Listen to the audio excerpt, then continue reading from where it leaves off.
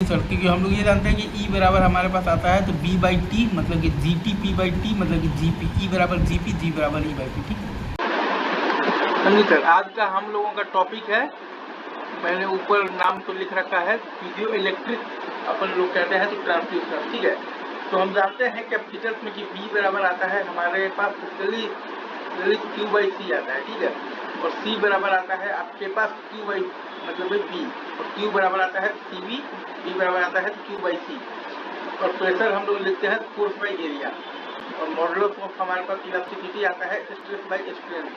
तो वहाँ से E बराबर आ जाएगा F/A/डेल्टा T/T, मतलब कि E बराबर आ जाएगा F/A इंटू T/डेल्टा T। तो F बराबर आ जाएगा EA into delta T/T, EA into stress आ जाएगा E इंटू स्ट्रेन। ठीक है, इस तरह से अपन चीज़ों को देख रहे हैं।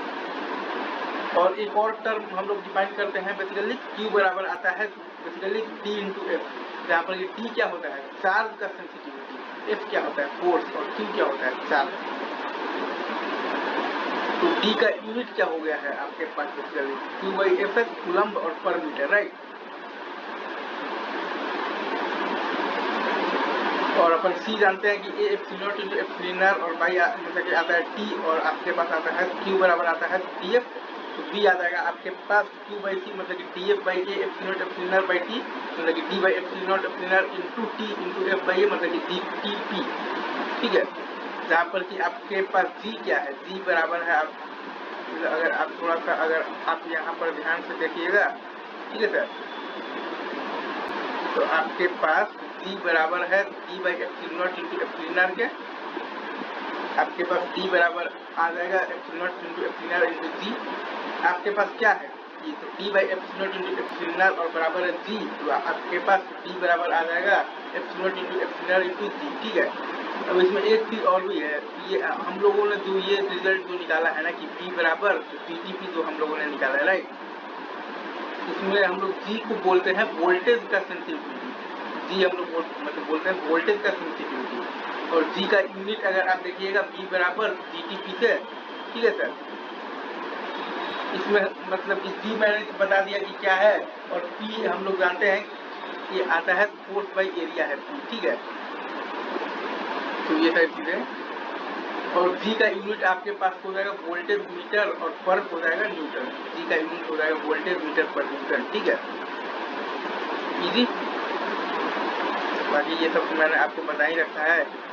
बाकी हम जानते हैं कि E बराबर आता है माइनस आ जाता है del V by del R, और डेल V आता है minus integral of E vector और dr vector from RI to RF। ठीक है, बाकी हम ये भी जानते हैं कि E बराबर आ गया है B/T मतलब कि GTP बाई आ गया है T मतलब कि GP, E बराबर आ गया है GP, G बराबर आ गया है E/P मतलब कि इलेक्ट्रिक फील्ड, और पर यूनिट आ गया है बेसिकली स्ट्रेस। इजी, ये सब तो खैर आप कर रहे हैं। और B बराबर GTP में हम लोग जानते हैं कि D/एप्सिलॉन का वैल्यू G है, मतलब D बराबर है एप्सिलॉन इंटू G, और P बराबर है आपके पास फोर्स बाई एरिया के, और T बराबर है आपके पास T के। ठीक है, तो मेन जो रिजल्ट है वो मैं आपके लिए यहाँ पर एक बार लिख देता हूँ लास्ट में। हम जानते हैं कि Q बराबर आता है हमारे पास D इंटू F। ठीक है, ठीक है, ये रिजल्ट हम जानते हैं बहुत अच्छे हैं, राइट। और हम ये भी जानते हैं कि B बराबर हमारे पास आता है Q/C मतलब कि आ जाएगा DF/T के जगह पर हम लोग यहाँ पर लिख देंगे A into epsilon into epsilon, और बाई आ जाएगा T।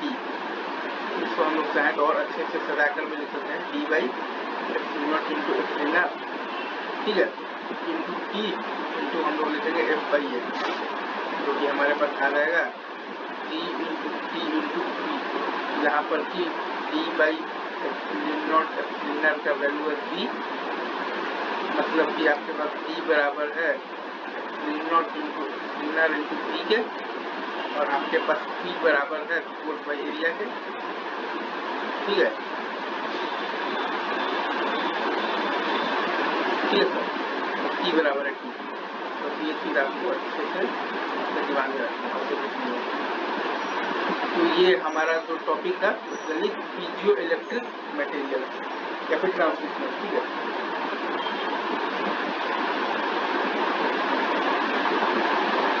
Piezo electric transmission.